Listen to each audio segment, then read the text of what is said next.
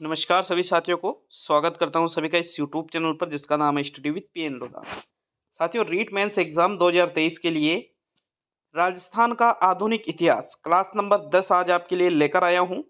ये जो क्लास है लेवल 1 प्लस लेवल 2 दोनों लेवल के लिए बेहद ही उपयोगी है। देखिएगा, इसके पहले की जो 9 क्लासें हैं उनकी मैंने यूट्यूब पर ही प्ले लिस्ट बना रखी है राजस्थान का इतिहास संपूर्ण कोर्स के नाम से। तो प्लेलिस्ट में जाकर के आप पिछली 9 क्लासों को अटेंड कर सकते हो। प्लेलिस्ट मैंने वीडियो के एंड स्क्रीन में भी लगा दी है। आप एंड स्क्रीन पर जो प्लेलिस्ट आती है उस पर क्लिक करके भी पिछली 9 क्लासों को अटेंड कर सकते हो। तो चलिए शुरू करेंगे आज के इस वीडियो को। साथियों, सभी को पता होगा कि क्लास नंबर जो 8 और क्लास नंबर जो 9 था, ठीक है, क्लास नंबर 8 और क्लास नंबर 9 में हमने राजस्थान के प्रजामंडल पार्ट 1 और पार्ट 2 को देखा था। और क्लास नंबर 10 में साथियों हम प्रजामंडल का अंतिम पार्ट देखेंगे। आज इस क्लास नंबर 10 में आपके राजस्थान में जो प्रजामंडल है ये टॉपिक पूरा हो जाएगा। इसके बाद में आपके 1857 की जो क्रांति है राजस्थान के संदर्भ में जो विशेष योगदान है राजस्थान का, वो टॉपिक और बचेगा। और आपके राजस्थान का जो आधुनिक इतिहास है ये चैप्टर पूरा हो जाएगा। तो देखिएगा, बहुत सारे प्रजामंडलों को हमने पढ़ लिया है और जो शेष बचे हुए प्रजामंडल है उनको आज इस वीडियो के माध्यम से हम पढ़ने वाले हैं। तो बात करेंगे सबसे पहले 1939 में जिन प्रजामंडलों का गठन किया गया था या जिन प्रजामंडलों की स्थापना की गई थी, सबसे पहले हम आज उनको पढ़ेंगे। देखिएगा, सन 1939 ईस्वी में किशनगढ़ प्रजामंडल, सिरोही प्रजामंडल और कोटा प्रजामंडल, इन तीनों प्रजामंडलों की स्थापना की गई थी। कौन कौन से? किशनगढ़ प्रजामंडल, सिरोही प्रजामंडल और कोटा प्रजामंडल। देखिएगा, पहले हम किशनगढ़ प्रजामंडल को पढ़ेंगे, फिर सिरोही प्रजामंडल को पढ़ेंगे और फिर कोटा प्रजामंडल को पढ़ेंगे। तो ये तीनों ही जो प्रजामंडल है कब गठित किए गए थे? सन 1939 ईस्वी में। तो चलिए देखते हैं सबसे पहले जो किशनगढ़ प्रजामंडल है इसको। साथियों, किशनगढ़ प्रजामंडल की स्थापना 1939 ईस्वी में की गई। ये चीज तो हमने ऊपर ही देख ली थी। और अगर हम बात करें कि भाई इसकी स्थापना या इसके जो संस्थापक थे कि किनके द्वारा किशनगढ़ प्रजामंडल की स्थापना की गई, तो इनमें नाम आता है कांतिलाल चौथानी और इसके जो अध्यक्ष थे वो थे जमाल शाह। ये दोनों ही चीजें आपको याद रखनी है। भाई किशनगढ़ प्रजामंडल से अगर आपके क्वेश्चन आया तो क्वेश्चन क्या क्या बनेगा कि किशनगढ़ प्रजामंडल की स्थापना कब की गई, तो आंसर रहेगा 1939 ईस्वी में। दूसरा प्रश्न बना कि किशनगढ़ प्रजामंडल की स्थापना किनके द्वारा की गई, तो आंसर क्या रहेगा? कांतिलाल चौथानी के द्वारा। और इसके अध्यक्ष किसको बनाया गया था इसका? तो जमाल शाह को इसका अध्यक्ष नियुक्त किया गया था। चलिए अगला प्रजामंडल देखेंगे हम, सिरोही प्रजामंडल। सिरोही प्रजामंडल भी कब स्थापित हुआ था? सन 1939 ईस्वी में ही। ये भी हमने ऊपर देख लिया था। देखिएगा, सिरोही प्रजामंडल की स्थापना गोकुल भाई भट्ट के द्वारा की गई थी। किनके द्वारा की गई थी? गोकुल भाई भट्ट के द्वारा ही सिरोही प्रजामंडल की स्थापना की गई थी। अगर हम सिरोही प्रजामंडल को देखें तो सिरोही प्रजामंडल के कार्यकर्ताओं ने 8 सितंबर 1939 ईस्वी को सिरोही में एक सार्वजनिक सभा की थी जिस पर सरकार द्वारा लाठीचार्ज किया गया एवं गोकुल भाई भट्ट को बुरी तरह पीटा गया था। इस घटना की निंदा महात्मा गांधी के द्वारा भी की गई थी कि भाई जो गोकुल भाई भट्ट को पीटा गया था, सिरोही प्रजामंडल के जो संस्थापक थे, इनकी पिटाई की गई लाठीचार्ज के माध्यम से। तो इसकी आलोचना किसने की थी? महात्मा गांधी ने की थी। 1940 ईस्वी में सिरोही प्रजामंडल को भी मान्यता मिल गई। कब मिली? 1940 ईस्वी में। देखिएगा, इसके बाद में जो सिरोही प्रजामंडल है इसकी प्रथम जयंती मनाई गई थी 23 जनवरी 1941 ईस्वी को। कहां पर? आबू रोड पर। 4 दिन की यहां पर प्रदर्शनी आयोजित की गई जिसमें कितनी महिलाओं ने भाग लिया था? लगभग 800 महिलाओं ने इस ये जो प्रथम जयंती मनाई गई थी, इस प्रथम जयंती में 800 महिलाओं ने भाग लिया था। तो सिरोही प्रजामंडल में इतना ही है। क्या क्या चीजें हैं सिरोही प्रजामंडल में जो आपको याद रखना है कि भाई सिरोही प्रजामंडल का गठन कब किया गया, तो आंसर क्या है? 1939 ईस्वी में। किनके द्वारा किया गया? गोकुल भाई भट्ट के द्वारा सिरोही प्रजामंडल का गठन किया गया। अब सिरोही प्रजामंडल में जो कार्यकर्ता थे इन्होंने सार्वजनिक सभा कब की थी? 8 सितंबर 1939 ईस्वी को। और इस सार्वजनिक सभा पर लाठीचार्ज करवा दिया गया गवर्नमेंट के द्वारा और गोकुल भाई भट्ट की पिटाई की गई, बुरी तरह से घायल कर दिया गया इनको। और इसकी आलोचना किनके द्वारा की गई थी? महात्मा गांधी जी के द्वारा। जबकि बात करें कि भाई सिरोही प्रजामंडल को मान्यता कब मिली थी, तो आंसर क्या रहेगा, 1940 ईस्वी में सिरोही प्रजामंडल को मान्यता मिली थी। इनका जो प्रथम इनकी जो जयंती मनाई गई थी सिरोही प्रजामंडल की, तो 23 जनवरी 1941 ईस्वी को आबू रोड पर सिरोही प्रजामंडल की प्रथम जयंती मनाई गई, जिसमें क्या किया गया, 4 दिन की प्रदर्शनी आयोजित की गई और कितनी महिलाओं ने भाग लिया था, 800 महिलाओं ने भाग लिया था। चलिए आगे बढ़ेंगे अगले प्रजामंडल की ओर। अगला जो प्रजामंडल आता है आपके, वो है कोटा प्रजामंडल। कोटा प्रजामंडल स्थापित होने से पहले देखो, कोई सा भी जो प्रजामंडल स्थापित किया गया उसका सबसे मुख्य उद्देश्य क्या होता था, उत्तरदायी शासन की मांग करते थे। ये किसकी मांग करते थे, उत्तरदायी शासन की ये मांग करते थे। तो ये जो आपके कोटा प्रजामंडल है, यहाँ पर लोगों में जन जागृति पैदा करने का श्रेय पंडित नैनूराम शर्मा को दिया जाता है। किनको दिया जाता है, पंडित नैनूराम शर्मा को ही कोटा में जन जागृति का श्रेय दिया जाता है। अब देखो, जो कोटा प्रजामंडल है, ये प्रजामंडल पहले 2 भागों में विभक्त था। एक तो हाड़ौती प्रजामंडल के नाम से था और एक था आपके कोटा प्रजामंडल के नाम से। तो पहले हम हाड़ौती प्रजामंडल को देखेंगे साथियों। देखिएगा, हाड़ौती प्रजामंडल की बात करें तो ये 1934 में ही स्थापित हो गया था, जबकि ये जो आपके कोटा प्रजामंडल है, ये कब स्थापित हुआ, 1939 ईस्वी में। मतलब कोटा प्रजामंडल से पहले कौन सा प्रजामंडल यहाँ पर था, हाड़ौती प्रजामंडल था, जिसकी स्थापना कब की गई थी, 1934 ईस्वी में। ये जो हाड़ौती प्रजामंडल है साथियों, इसकी स्थापना नैनूराम शर्मा और अभिन्न हरि के द्वारा की गई थी। किनके द्वारा की गई थी, नैनूराम शर्मा और अभिन्न हरि के द्वारा कोटा प्रजामंडल की स्थापना की गई थी, जिसका उद्देश्य था बेगार प्रथा के खिलाफ आंदोलन करना। अभी कोटा प्रजामंडल को नहीं पढ़ रहे हैं, अभी हम किस प्रजामंडल को पढ़ रहे हैं, हाड़ौती प्रजामंडल को पढ़ रहे हैं भाई। हाड़ौती प्रजामंडल की स्थापना 1934 ईस्वी में नैनूराम शर्मा और अभिन्न हरि ने की, और इसका उद्देश्य क्या था, बेगार प्रथा के खिलाफ आंदोलन करना। अब हम बात करेंगे मित्रों कोटा प्रजामंडल की। तो कोटा प्रजामंडल 1939 ईस्वी में स्थापित किया गया, और इसकी स्थापना भी किन्होंने की, नैनूराम शर्मा और अभिन्न हरि के द्वारा ही कोटा प्रजामंडल की स्थापना 1939 ईस्वी में की गई थी। देखो, जो हाड़ौती प्रजामंडल था जिसकी स्थापना 1934 ईस्वी में की गई थी, तो इस हाड़ौती प्रजामंडल की स्थापना 1934 ईस्वी में किसने की थी, नैनूराम शर्मा और अभिन्न हरि ने। और ये जो कोटा प्रजामंडल, मतलब उसके 5 साल बाद, हाड़ौती प्रजामंडल के 5 साल बाद कौन सा प्रजामंडल बना, कोटा प्रजामंडल बना। और इसकी स्थापना भी किन्होंने की थी, नैनूराम शर्मा और अभिन्न हरि ने ही कोटा प्रजामंडल की स्थापना 1939 ईस्वी में की थी।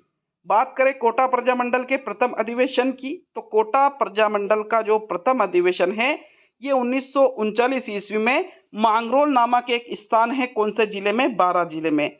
मांगरोल बारां में नैनूराम शर्मा की अध्यक्षता में कोटा प्रजामंडल का प्रथम अधिवेशन हुआ था। ठीक है, यहाँ तक क्लियर है सभी के। नेक्स्ट आगे हम देखें कोटा प्रजामंडल को, तो कोटा प्रजामंडल में एक महिलाओं का भी सम्मेलन हुआ था, जिसकी अध्यक्षता शारदा भार्गव ने की थी, जिसमें 6 वर्ष के बालकों के लिए। देखिएगा, ये जो कोटा प्रजामंडल में महिलाओं का सम्मेलन हुआ था, तो इसकी अध्यक्षता आपसे पूछी जा सकती है कि कोटा प्रजामंडल के अंतर्गत महिलाओं के सम्मेलन की अध्यक्षता किनके द्वारा की गई थी। तो फिर ये चीज़ आपको याद रखने वाली चीज़ है साथियों, क्योंकि ये आपसे पूछा जा सकता है। तो आपका आंसर क्या रहेगा, शारदा भार्गव के द्वारा ही कोटा प्रजामंडल में जो महिलाओं का सम्मेलन हुआ था, इसकी अध्यक्षता की गई थी। और इस सम्मेलन में 6 वर्ष के बालकों के लिए अनिवार्य शिक्षा की मांग की गई थी, जबकि कोटा प्रजामंडल के जो संस्थापक थे नैनूराम शर्मा, 14 अक्टूबर 1941 ईस्वी को नैनूराम शर्मा की हत्या कर दी गई थी। तो ये एक इम्पोर्टेंट फैक्ट है। देखो, कोटा में सर्वाधिक जो कार्य है नैनूराम शर्मा और अभिन्न हरि, इन दोनों का नाम आता है। तो नैनूराम शर्मा जो कोटा प्रजामंडल के संस्थापक भी थे, हाड़ौती प्रजामंडल के भी जो संस्थापक थे। हाड़ौती प्रजामंडल की स्थापना इन्होंने कब की थी, 1934 ईस्वी में। और कोटा प्रजामंडल की स्थापना इन्होंने कब की थी, 1939 ईस्वी में। लेकिन साथियों, इसके 2 साल बाद, मतलब 14 अक्टूबर 1941 ईस्वी को नैनूराम शर्मा की हत्या कर दी गई और कोटा प्रजामंडल लगभग समाप्त सा हो गया। तो ये आपके कौन सा प्रजामंडल पढ़ा हमने, कोटा प्रजामंडल। देखिए, कोटा प्रजामंडल में क्या क्या चीजें याद रखनी है कि कोटा प्रजामंडल में सबसे पहले हमने ये देखा कि कोटा में जन जागृति का श्रेय, लोगों में जन जागृति का श्रेय किसको दिया जाता है, पंडित नैनूराम शर्मा को लोगों में जन जागृति का श्रेय दिया जाता है कोटा में। पंडित नैनूराम शर्मा और अबिन हरि ने हाड़ौती प्रजामंडल की स्थापना की एक बार तो 1934 ईस्वी में। किनके द्वारा की गई? नैनूराम शर्मा और अबिन हरि के द्वारा। और इसका उद्देश्य क्या था? ये जो हाड़ौती प्रजामंडल इन्होंने स्थापित किया, बेगार प्रथा के खिलाफ आंदोलन करना। इसके बाद में मतलब 1934 के बाद में 5 साल बाद की बात है जब इन्होंने कोटा प्रजामंडल की स्थापना की। कब? 1939 ईस्वी में। किनके द्वारा? नैनूराम शर्मा के द्वारा और अबिन हरि के द्वारा। और इस कोटा प्रजामंडल का जो प्रथम अधिवेशन था ये किसकी अध्यक्षता में हुआ था? नैनूराम शर्मा की अध्यक्षता में 1939 ईस्वी में ये कोटा प्रजामंडल का प्रथम अधिवेशन आयोजित हुआ था। कहाँ पर? मांगरोल नामक स्थान पड़ता है। कौन से जिले में? बारां जिले में। यहीं पर कोटा प्रजामंडल का प्रथम अधिवेशन आयोजित किया गया था। इसके बाद हमने देखा था कि कोटा प्रजामंडल में महिलाओं का सम्मेलन भी हुआ जिसकी अध्यक्षता किनके द्वारा की गई? शारदा भार्गव के द्वारा। ये मोस्ट इंपोर्टेंट है भाई, शारदा भार्गव का नाम आपको याद रखना है। जिसमें 6 वर्ष के बालकों के लिए अनिवार्य शिक्षा की मांग की गई थी और 14 अक्टूबर 1941 ईस्वी को नैनूराम शर्मा की हत्या कर दी गई थी। प्रश्न पूछा जा सकता है डायरेक्टली कि नैनूराम शर्मा की हत्या कब की गई थी? तो 14 अक्टूबर 1941 ईस्वी को ही नैनूराम शर्मा की हत्या की गई थी। अगला प्रजामंडल देखेंगे साथियों जिसका नाम है कुशलगढ़ प्रजामंडल। कुशलगढ़ प्रजामंडल में ज़्यादा कुछ आपको याद रखना नहीं है। सबसे पहली बात कि भाई कुशलगढ़ प्रजामंडल की स्थापना कब हुई?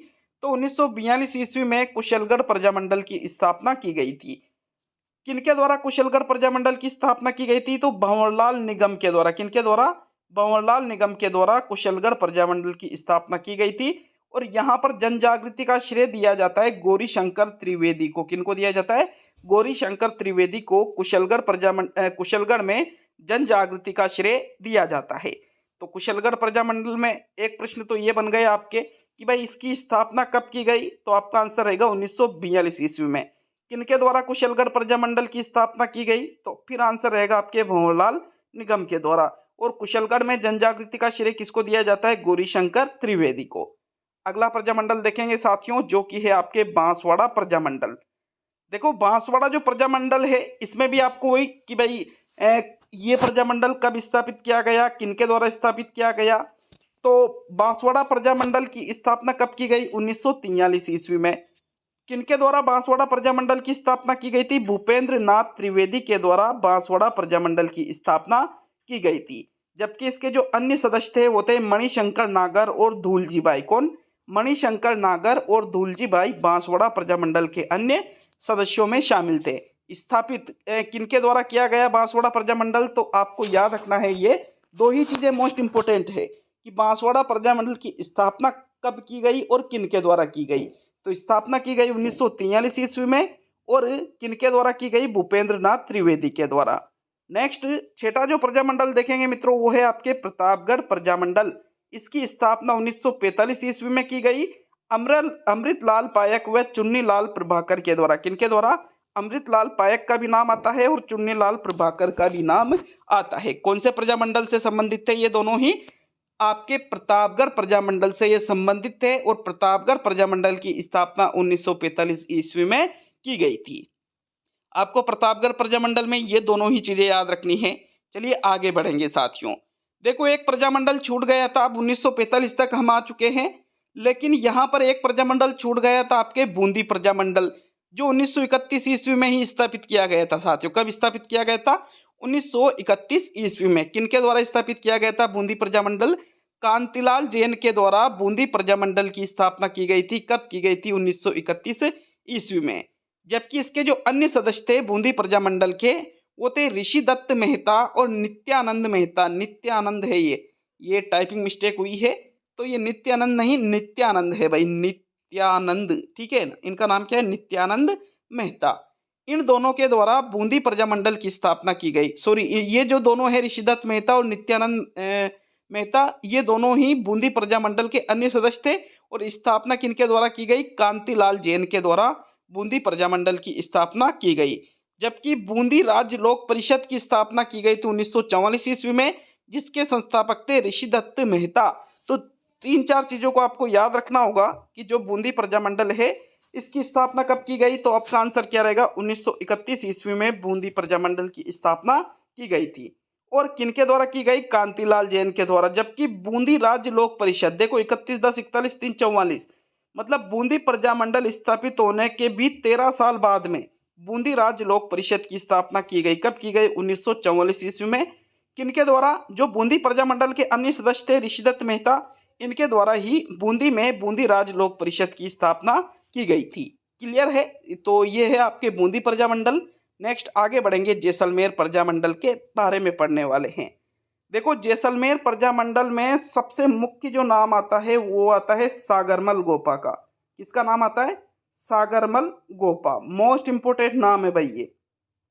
सागरमल गोपा ही इस ये जो जैसलमेर प्रजामंडल है इसमें हम सबसे इंपोर्टेंट और सबसे ज्यादा जिनके बारे में पढ़ने वाले हैं वो व्यक्ति कौन है? सागरमल गोपा। नाम याद रखना है आपको ये।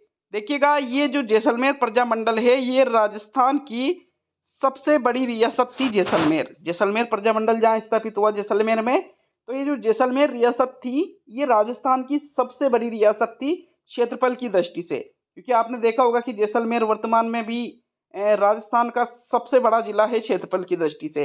तो यहाँ की जो रियासत थी ये भी राजस्थान की सबसे बड़ी रियासत थी। पंडित जवाहरलाल नेहरू ने जैसलमेर को 8वां अजूबा कहा था। क्या कहा था? जैसलमेर 8वां अजूबा है। जबकि बात करें जैसलमेर रियासत में जन जागृति का श्रेय किसको दिया जाता है? तो सागरमल गोपा को जैसलमेर रियासत में जन जागृति का श्रेय दिया जाता है। मैंने अभी कहा था आपको कि भाई सबसे इंपॉर्टेंट जो नाम आएगा आपके जैसलमेर प्रजामंडल में वो किनका आएगा? सागरमल गोपा का आएगा। आपके सबसे इंपॉर्टेंट नाम किसका आएगा? सागरमल गोपा का। तो सागरमल गोपा ही हम सबसे ज्यादा जैसलमेर प्रजामंडल में पढ़ने वाले हैं। देखिए सागरमल गोपा ने माहेश्वरी नवयुवक मंडल की स्थापना की 1932 ईस्वी में। जैसे अभी आप देखते होंगे कि भाई अनेक जगह पर नवयुवक मंडल बनाए जाते हैं, तो ये इनकी स्थापना तो भाई 1932 ईस्वी से चालू हो गई थी। क्या नाम था नवयुवक मंडल का? माहेश्वरी नवयुवक मंडल, जिसकी स्थापना किसने की थी? सागरमल गोपा ने की थी। कब की थी? 1932 ईस्वी में। साथियों जिसका अध्यक्ष इन्होंने ये जो सागरमल गोपा ने माहेश्वरी नवयुवक मंडल की स्थापना की, इसका अध्यक्ष रघुनाथ सिंह मेहता को बनाया गया। इस मंडल का उद्देश्य युवकों में राष्ट्रीयता की भावना जागृत करना था। क्योंकि इसमें नवयुवक मंडल में जो नए नए युवक हैं उनको ज़्यादा जोड़ा गया था ताकि उनमें राष्ट्रीयता की भावना जागृत हो। इसी उद्देश्य से सागरमल गोपा ने माहेश्वरी नवयुवक मंडल की स्थापना 1932 ईस्वी में की थी, जिसका अध्यक्ष किसको बनाया गया था? रघुनाथ सिंह मेहता को। आगे हम देखें साथियों, देखो जो भी चीजें आप यहाँ पर पढ़ रहे हो ये सारी चीजें इन सभी की पीडीएफ आपको study with PN Lodha application पर उपलब्ध रहेगी 75 के कोर्स में। और जबकि इन सभी के जो प्रश्न उत्तर है ऑब्जेक्टिव टाइप के जितने भी प्रश्न है 149 की जो टेस्ट सीरीज है लेवल 1 के लिए भी है और लेवल 2 के लिए भी है। आज सुबह भी मैंने study with PN Lodha application पर राजस्थान का इतिहास टेस्ट नंबर 8 डाला है। राजस्थान में जो प्रजामंडल है इनका पार्ट 1 टेस्ट है। जो टेस्ट है टेस्ट नंबर 1 है राजस्थान के प्रजामंडलों से संबंधित, वो टेस्ट मैंने ऐप पर डाल दिया है 149 वाले कोर्स में। और जल्द ही वापस आपके एक मैराथन टेस्ट वापस आएगा। 3 टेस्ट अभी तक मैराथन टेस्ट ऐप पर लिए जा चुके हैं 149 वाले कोर्स में। ये कोर्स लेवल 1 के लिए भी है और लेवल 2 के लिए भी है साथियों। तो अगर आपने ऐप को डाउनलोड नहीं कर रखा है तो मैंने कमेंट बॉक्स में लिंक दे रखा है, या प्ले स्टोर पे जाकर भी आप ऐप को डाउनलोड कर सकते हो। स्टडी विद पीएन लोधा के नाम से सर्च करोगे तो आपको ऐप मिल जाएगा। आगे बढ़ेंगे साथियों जैसलमेर प्रजामंडल के बारे में। तो इसके बाद में क्या हुआ? सन 1939 ईस्वी में सागरमल गोपा, शिवशंकर गोपा और नारायण सिंह भाटी, किस का नाम आ रहा है? सागरमल गोपा का, शिवशंकर गोपा का और नारायण सिंह भाटी का। इन्होंने प्रजा परिषद की स्थापना की, जिसके कारण सागरमल गोपा को जैसलमेर से निष्कासित कर दिया। इसके बाद सागरमल गोपा नागपुर चले गए। अब इन्होंने ये जो प्रजा परिषद की स्थापना की, तो जो जैसलमेर राज्य की जो सरकार थी, इन्होंने कहा कि भाई यार ये तो सरकार विरोधी कार्य कर रहे हैं, इस वजह से इनको कहाँ से निष्कासित कर दिया? जैसलमेर से। कि भाई सागरमल गोपा, सबसे मुख्य नाम किसका आ रहा था? सागरमल गोपा का, कि भाई इनको हम यहाँ नहीं रहने देंगे और निष्कासित कर दिया गया सागरमल गोपा को। कहाँ से? जैसलमेर से। जब इन्होंने प्रजा परिषद की स्थापना की 1939 ईस्वी में, तो इनको जैसलमेर से निष्कासित कर दिया। और इसके बाद जब सागरमल गोपा को यहाँ से निष्कासित कर दिया जैसलमेर से, तो ये कहाँ चले गए थे साथियों? नागपुर चले गए। लेकिन उसके 2 साल बाद में 1939 के 2 साल बाद में, मतलब सन 1941 ईस्वी में, जो सागरमल गोपा के पिताजी थे, जिनका नाम था अखेराज गोपा। क्या नाम था? अखेराज गोपा। इनकी क्या हो गई साथियों? मृत्यु हो गई। अब पिताजी की मृत्यु हुई तो ये समाचार किनके पास पहुंचा? सागरमल गोपा के पास। सागरमल गोपा नागपुर से कहाँ आ गए वापिस? जैसलमेर। भाई इस दुखद समाचार को सुनकर सागरमल गोपा नागपुर से आ गए वापिस। कहाँ पर? जैसलमेर में आ गए। अब देखो, जैसलमेर सरकार ने इनको जैसलमेर से निष्कासित कर दिया था। अब जैसलमेर सरकार ने देखा कि यार ये बढ़िया मौका है, ये इसके ऊपर हम केस लगा सकते हैं। चूंकि गोपा को जैसलमेर से निष्कासित कर रखा था, अतः उन पर राजद्रोह का मामला दर्ज कर गोपा को क्या कर लिया गया? गिरफ्तार कर लिया गया। कौन सा मामला दर्ज किया इनके ऊपर? राजद्रोह का मामला दर्ज किया, क्योंकि गवर्नमेंट ने निष्कासित करने के बावजूद जब वो वापस जैसलमेर आए अपने पिता की मृत्यु होने के बाद में, मृत्यु का समाचार सुनकर, तो साथियों एक पिता की मृत्यु होती है तो बिल्कुल बेटा आता ही है उनके अंत्येष्टि कार्यक्रम के लिए।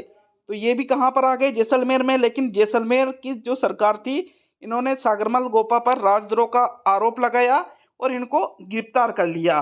गोपा को 6 साल के कठोर कारावास की सजा दी गई थी। कितने? 6 साल की। भाई जो सागरमल गोपा है, इनको 6 साल के कठोर कारावास की सजा दी गई और इनको जेल में बंद कर दिया गया।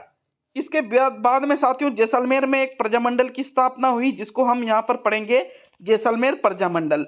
इसमें आज जैसलमेर प्रजामंडल में आपको सिर्फ इसका ये याद रखना है कि कब स्थापित हुआ, कहाँ पर स्थापित हुआ और संस्थापक कौन था। तो देखो, जैसलमेर प्रजामंडल की स्थापना 1945 ईस्वी में जोधपुर में की गई, जिसके संस्थापक मीठालाल व्यास थे। कौन थे? मीठालाल व्यास। देखो, इंपॉर्टेंट फैक्ट यह आता है कि जैसलमेर प्रजामंडल जैसलमेर में स्थापित नहीं हुआ। जैसलमेर प्रजामंडल की स्थापना जोधपुर में की गई थी, क्योंकि इनको ये पता था कि अगर मैं प्रजामंडल की स्थापना करूंगा तो पहले ही सागरमल गोपा को जेल में डाल रखा है प्रजा परिषद की स्थापना करने के कारण ही। इनको बाहर निकाल दिया, राजद्रोह का केस कर दिया, 6 साल की सजा दे दी गई। कितने साल की? 6 साल की। याद रखना है, प्रश्न पूछा जा सकता है कि कितने साल की कठोर कारावास की सजा दी गई, तो आंसर रहेगा 6 साल की। तो इन्होंने, जो ये मीठालाल व्यास थे, इन्होंने जैसलमेर प्रजामंडल की स्थापना कहाँ पर की साथियों? जोधपुर में की। चलिए आगे बढ़ेंगे। अब देखो, सागरमल गोपा तो जैसलमेर की जेल में बंद थे। सागरमल गोपा को जेल में 3 अप्रैल 1946 ईस्वी को मिट्टी का तेल छिड़ककर जिंदा जला दिया गया। ये मोस्ट इंपोर्टेंट घटना है भाई। सागरमल गोपा को राजस्थान का वह सेनानायक, वह स्वतंत्रता सेनानी जिसको मिट्टी का तेल छिड़ककर जेल में जिंदा जला दिया गया था, उनका नाम क्या था? सागरमल गोपा। कब की घटना है ये? 3 अप्रैल 1946 ईस्वी को। इसके एक दिन बाद, मतलब 4 अप्रैल 1946 ईस्वी को सागरमल गोपा की मृत्यु हो गई। देखो, 3 अप्रैल 1946 को तो इनको मिट्टी का तेल छिड़ककर जिंदा जला दिया गया था जेल में, और 4 अप्रैल 1946 ईस्वी को सागरमल गोपा की मृत्यु हो गई थी। उस समय यहाँ के जो महारावल थे साथियों जैसलमेर के, वो थे जवाहर सिंह, और थानेदार वहां का था गुमान सिंह। ये भी आपसे पूछा जा सकता है। अब जब सागरमल गोपा की मृत्यु हो गई तो एक नारा दिया गया जैसलमेर के लोगों के द्वारा कि खून के बदले खून। क्या नारा दिया गया? खून के बदले खून। ये भी आपसे पूछा जा सकता है। देखिएगा, सागरमल गोपा की मृत्यु हुई तो लोगों ने विद्रोह किया, लोगों ने जन आंदोलन किए, जिसके कारण जैसलमेर रियासत की जो सरकार थी, इन्होंने साथियों सागरमल गोपा की मृत्यु की जांच के लिए एक आयोग स्थापित किया, जिसका नाम था गोपाल स्वरूप पाठक आयोग। क्या कौन सा आयोग था? गोपाल स्वरूप पाठक आयोग। इन्होंने अपनी रिपोर्ट दी और कहा कि सागरमल गोपा की हत्या नहीं की गई थी, बल्कि सागरमल गोपा ने खुद आत्महत्या की थी। इन्होंने ऐसी रिपोर्ट दी थी। किन्होंने? गोपाल स्वरूप पाठक आयोग ने। हालांकि ये रिपोर्ट पूर्ण रूप से झूठी थी, क्योंकि इस आयोग का गठन जैसलमेर सरकार के द्वारा किया गया था। तो वो रिपोर्ट भी किसके पक्ष में देंगे? जैसलमेर सरकार के पक्ष में। तो इन्होंने क्या रिपोर्ट दी साथियों गोपाल स्वरूप पाठक आयोग ने? कि भाई सागरमल गोपा की हत्या नहीं की गई थी, बल्कि सागरमल गोपा ने खुद ही आत्महत्या की थी। ऐसी रिपोर्ट किनके द्वारा दी गई? गोपाल स्वरूप पाठक आयोग के द्वारा। नोट करके मैंने लिखा है साथियों, सागरमल गोपा के द्वारा लिखित किताबें, जैसे आपको याद रखना है, पूछ लिया गया इन किताबों को। जैसलमेर का गुंडाराज एक पुस्तक लिखी थी इन्होंने, आजादी के दीवाने भी पुस्तक इनकी थी, और रघुनाथ सिंह का मुकदमा। ये 3 मुख्य रूप से इनकी पुस्तकें थी। किनकी? सागरमल गोपा की। याद रखिएगा पुस्तकों के नाम, जैसलमेर का गुंडाराज, आजादी के दीवाने और रघुनाथ सिंह का मुकदमा।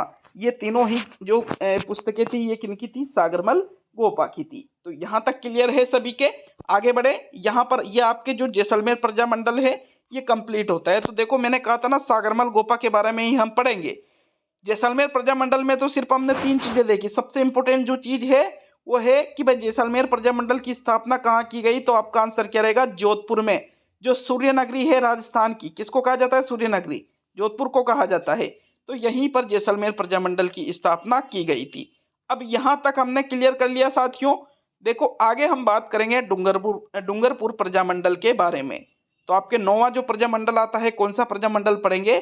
डूंगरपुर प्रजामंडल। देखिएगा डूंगरपुर प्रजामंडल की बात करें तो यहाँ पर डूंगरपुर में जन जागृति का कार्य भोगीलाल पांड्या के द्वारा किया गया था। लोगों में जन जागृति, जन चेतना पैदा करने का कार्य डूंगरपुर में किनके द्वारा किया गया था? भोगीलाल पांड्या के द्वारा ही डूंगरपुर में जन जागृति का कार्य किया गया था। देखिएगा डूंगरपुर प्रजामंडल की बात करें कि भाई डूंगरपुर प्रजामंडल की स्थापना कब की गई थी? तो राजस्थान में डूंगरपुर प्रजामंडल की स्थापना 1944 में की गई थी। कब की गई थी?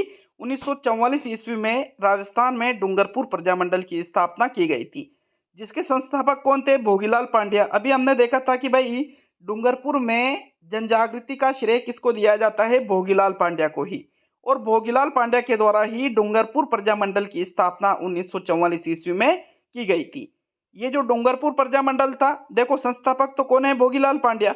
और इसके अन्य सदस्य भी थे जैसे गौरीशंकर उपाध्याय और हरिलाल जोशी। कौन? गौरीशंकर उपाध्याय और हरिलाल जोशी। इन दोनों का संबंध भी किससे है साथियों? डूंगरपुर प्रजामंडल से है। ये दोनों डूंगरपुर प्रजामंडल के सदस्यों में शामिल थे। और संस्थापक कौन था डूंगरपुर प्रजामंडल का? भोगीलाल पांड्या। देखिएगा डूंगरपुर प्रजामंडल का जो प्रथम अधिवेशन हुआ था 1946 ईस्वी में, जिसकी अध्यक्षता भोगीलाल पांड्या के द्वारा की गई थी। इस अधिवेशन में डूंगरपुर में उत्तरदायी शासन की मांग की गई थी। देखो डूंगरपुर प्रजामंडल के संस्थापक कौन है? भोगीलाल पांड्या। तो यहाँ का जो प्रथम अधिवेशन हुआ वो भी किसकी अध्यक्षता में हुआ? भोगीलाल पांड्या की अध्यक्षता में हुआ। कब हुआ? 1946 ईस्वी में। और क्या मांग की गई थी? उत्तरदायी शासन की मांग की गई थी। देखो डूंगरपुर प्रजामंडल पढ़ रहे हैं तो यहीं पर एक घटना का नाम आता है जिसको कहा जाता है रास्तापाल की घटना। कहाँ की घटना है ये? डूंगरपुर जिले की ही घटना है साथियों। क्योंकि डूंगरपुर प्रजामंडल पढ़ रहे हैं तो ये घटना भी आपसे पूछी जा सकती है। कौन सी घटना है? रास्तापाल की घटना। 19 जून 1947 ईस्वी को ये घटना हुई थी। 19 जून 1947 ईस्वी को, मतलब भारत आजाद होने ही वाला था। 15 अगस्त 1947 को भारत आजाद हो गया था। लेकिन उससे कुछ दिन पहले 19 जून 1947 ईस्वी को रास्तापाल में एक घटना हुई थी साथियों। रास्तापाल कहाँ पड़ता है? डूंगरपुर में। जिसमें शिक्षक थे सेंगाबाई और उनकी एक छात्रा थी जिनका क्या नाम था? कालीबाई। तो वहां के उस समय जो पुलिस है वो शिक्षक सेंगाबाई को गिरफ्तार करके ले जा रही थी, घसीट कर ले जा रही थी। गिरफ्तार करके भी क्या, तो कालीबाई ने ये देखा और अंग्रेजों से भिड़ गई, और जिसमें सेंगाबाई और कालीबाई दोनों शहीद हो गए थे। तो ये बहुत ही महत्वपूर्ण घटना है साथियों। प्रश्न पूछा जा सकता है कि रास्तापाल की घटना राजस्थान के कौन से प्रजामंडल से संबंधित है? तो आंसर रहेगा डूंगरपुर प्रजामंडल से। कहाँ हुई थी? डूंगरपुर में। कब हुई थी? 19 जून 1947 ईस्वी को। जिसमें शिक्षक थे सेंगाबाई और उनकी छात्रा थी कालीबाई, दोनों ही शहीद हो गए थे। इसी वजह से देखो कालीबाई अपने गुरु की जान बचाते बचाते खुद शहीद हो गई। इसीलिए कालीबाई को साक्षरता की देवी कहा जाता है, क्योंकि इन्होंने अपने शिक्षक को पुलिस वालों से बचाते हुए अपने प्राणों का बलिदान दिया था। तो यह आपके कौन सा प्रजामंडल कंप्लीट होता है? डूंगरपुर प्रजामंडल। अब राजस्थान का अंतिम प्रजामंडल देखेंगे जो कि है Jhalawar Prajamandal. Most important question सिर्फ एक ये बनता है कि प्रश्न ये आएगा कि राजस्थान का अंतिम प्रजामंडल कौन सा था? तो आंसर रहेगा राजस्थान का अंतिम प्रजामंडल था झालावाड़ प्रजामंडल। 25 नवंबर 1946 को इसकी स्थापना की गई थी मांगीलाल भव्य के द्वारा। किनके द्वारा की गई थी? मांगीलाल भव्य के द्वारा 25 नवंबर 1946 ईस्वी को झालावाड़ प्रजामंडल की स्थापना की गई थी। और राजस्थान में झालावाड़ प्रजामंडल जो है ये राजस्थान का सबसे बाद वाला या राजस्थान का अंतिम प्रजामंडल है। तो इससे यही प्रश्न इंपोर्टेंट बनता है। प्रश्न ये पूछ लिया कि राजस्थान का अंतिम प्रजामंडल कौन सा है, तो क्या आंसर रहेगा? झालावाड़ प्रजामंडल राजस्थान का अंतिम प्रजामंडल है।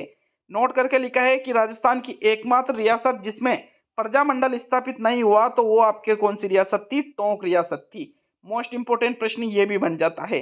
दो इंपोर्टेंट प्रश्न यहाँ क्या क्या है साथियों कि झालावाड़ जो प्रजामंडल है इसमें जो सबसे महत्वपूर्ण प्रश्न है वो क्या बन रहा था कि राजस्थान का अंतिम प्रजामंडल कौन सा था? तो झालावाड़ प्रजामंडल। राजस्थान की वह रियासत जहां प्रजामंडल स्थापित नहीं किया गया था एकमात्र कौन सी रियासत थी? तो आंसर रहेगा टोंक रियासत में कोई प्रजामंडल की का गठन या स्थापना नहीं की गई थी। तो आपके ये प्रजामंडल का टॉपिक कंप्लीट होता है। आपके एक टॉपिक और बचा आधुनिक इतिहास में कौन सा? 1857 की क्रांति, जिसकी 2 या 3 क्लासेज बनेगी आपके ये टॉपिक भी कंप्लीट हो जाएगा। तो वीडियो अच्छा लगा तो लाइक शेयर करिएगा साथियों। और अगर आपने ऐप को डाउनलोड नहीं कर रखा है तो ऐप को डाउनलोड करके आप 149 वाली टेस्ट सीरीज को जरूर ज्वाइन करें। टेस्ट सीरीज में अभी तक लगभग 90 के आसपास टेस्ट कंप्लीट हो चुके हैं और ये टेस्ट आप कितने भी बार अटेंड कर सकते हो, ऐसा नहीं है कि एक ही बार अटेंड कर सकते हो। ये टेस्ट सीरीज लेवल 1 के लिए भी है प्लस लेवल 2 के लिए भी है। तो मिलते हैं जल्द नेक्स्ट वीडियो में। बहुत बहुत धन्यवाद वीडियो को पूरा देखने के लिए और लाइक शेयर करने के लिए।